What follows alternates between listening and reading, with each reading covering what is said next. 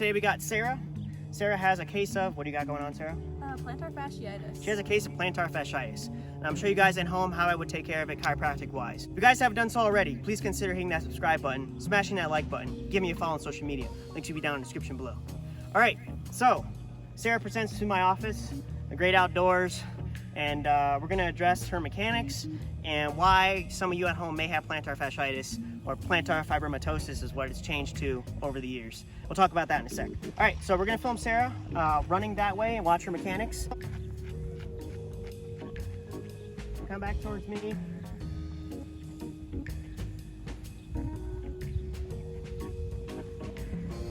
Okay, so I'll probably try to put that in slow motion. As she was running away, you can notice that her hip drops on the left. Her ground contact time is a little bit more. She's spending more time on the left leg. When she runs back towards us, you'll notice that her left leg actually comes in a little bit more.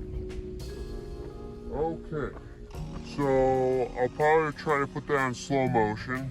So that increases torque. So the presentation on plantar fasciitis, it's number 3 in the most common running injury list, behind patellofemoral pain syndrome, which is number 1, and iliotibial band syndrome was number 2. And all those have correlation to glute weakness and hip instability, specifically glute med. The plantar fascia is the primary shock absorber in your body. You know, when you have shock absorption, rear foot eversion, so your calcaneus, your heel that goes outward, and hip weakness. So if this is weak, right, my glute med is weak, right, I'm gonna exaggerate.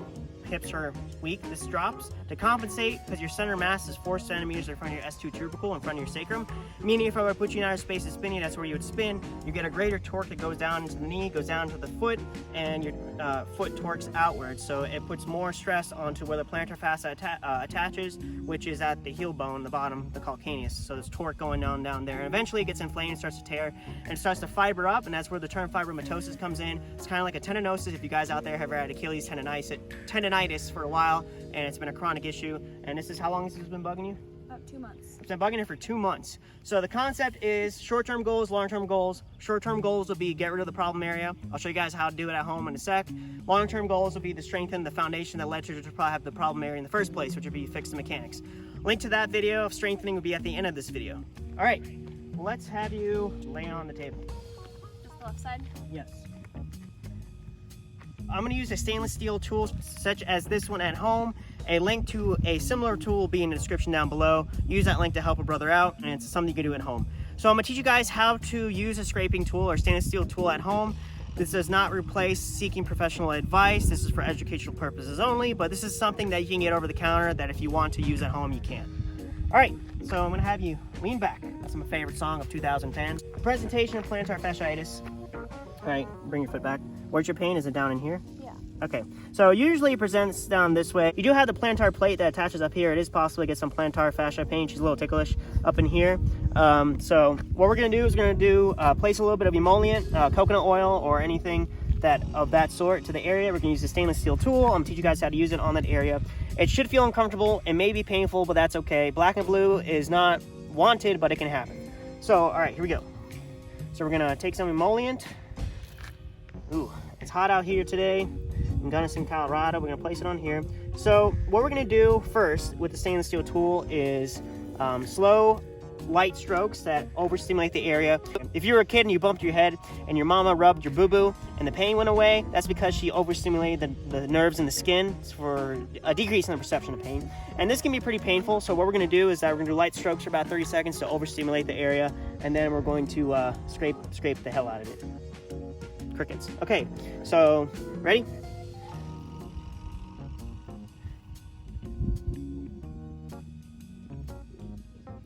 So we do this for about 30 seconds. You find out where exactly is your pain. Yeah, in there, and it's usually along the inside of the heel. Okay. Yeah, right in there. And how many times have we worked on you so far? It's number 3. I think this is 3 or 4. Okay, and what would you say percentage of improvement is since we started working on you? My pain when I start running has gone from probably about a 4 or 5 down to a 1 or 2. Okay, so you do this for about 30 seconds. To kind of like numb out the area, and it's a very tricky spot. Am I on it? Okay, it doesn't feel as gritty as the first time I worked on it, believe it or not. Also, guys at home, if you do this repetitively, it takes a couple times. You know, I want to do more than twice a week at home. with a span of a couple days in between, maybe 3 to 4 days. But you'll start to notice that it will feel less painful, and the grittiness sound you hear with it will be less warranted. So we're gonna go a little bit deeper for about 10 seconds. Let me get up before I hurt my knees. So hold still. Whew.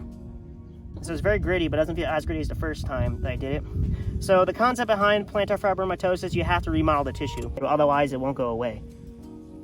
So next we're gonna do 30 seconds of long, slow strokes. Same area, problem area. And it's a very tricky spot to work. Next, we're going to do a flush. Just to kind of like, you know, let the area. All right, next we're gonna wipe it off.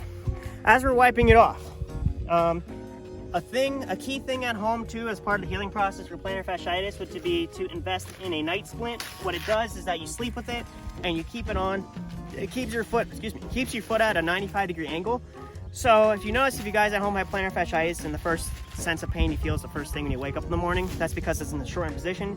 But if you can get a night splint, link to a similar product will be in the description down below. You sleep with it, it's okay if you end up taking it off in the middle of the night. As long as you keep it on for at least 2 hours in duration during the night, you'll feel a lot better when you wake up in the morning, and it helps the healing process. Other things you can do at home, or find other providers that do different things. You can find someone that does instrument-assisted soft tissue mobilization, which is what we did, but there are other things out there that work really well, such as extracorporeal shockwave therapy. When I lived in Florida, our office had one. It worked wonders for plantar fasciitis. I've had 100% success rate. I haven't had plantar fasciitis fail with using shockwave.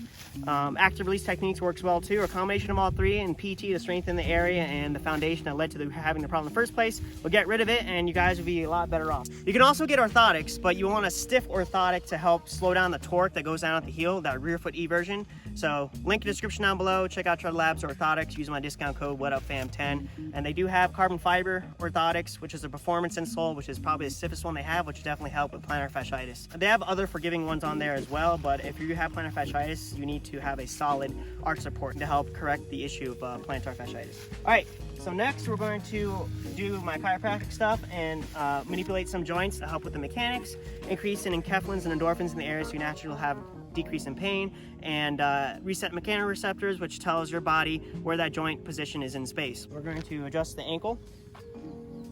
Hold on to the table. So plantar fascia is, like I said, is a primary shock absorber in the body. A lot of modern footwear has too much heel to toe offset, right? So a combination of having weak hips and having a shoe, most shoes have what?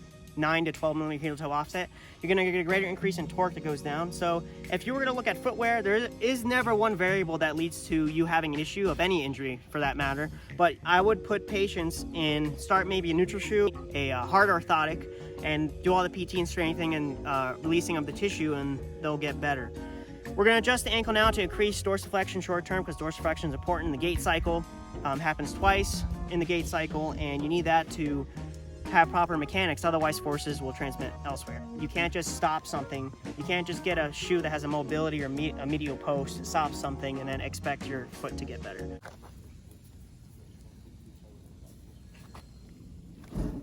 Let's have you lay in your side face this way. Let's have you bend the top leg, straighten the bottom leg. Okay, look towards me.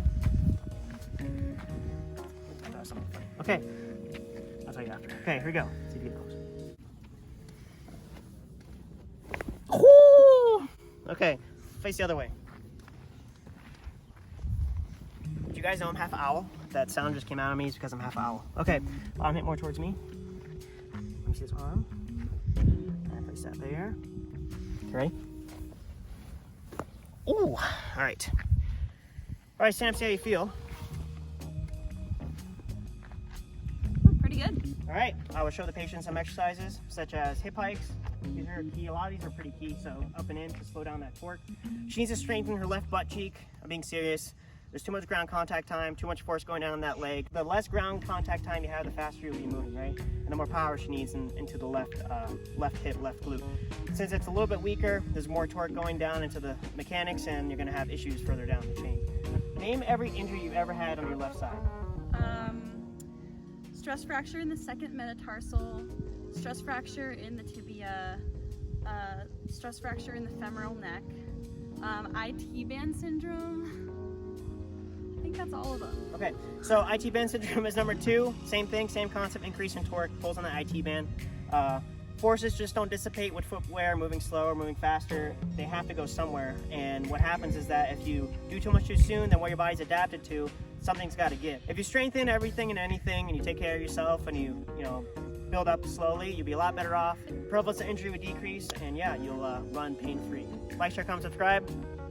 Hit the notification bell when I post my next video. I'll catch you guys next time. Peace.